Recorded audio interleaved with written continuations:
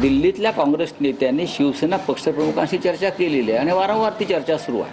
आणि काल राष्ट्रवादी काँग्रेसच्या 2 प्रमुख नेत्यांनी शिवसेना पक्षप्रमुखांची चर्चा केली। तीनही पक्षामध्ये चर्चा संवाद हा सुरू आहे आणि तो संपलेला नाही।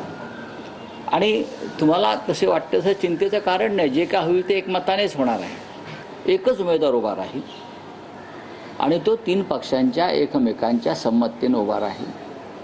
7वी जागा जी आहे ती महाविकास आघाडी म्हणूनच आम्ही जिंकू आणि आम्हाला त्यात कोणती अडचण दिसत नाही।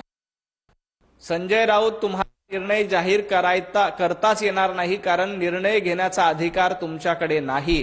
कारण शरद पवार साहेबांना खासदारकी मिळावी यासाठी तुम्ही तुमचं घोडं दामटण्याचा प्रयत्न करताय। तुम्हाला माहिती आहे की आता प्रियंका चतुर्वेदींना संधी मिळाली तर 2 वर्षानंतर संजय राऊत यांना राज्यसभेसाठी संधी मिळणार नाही।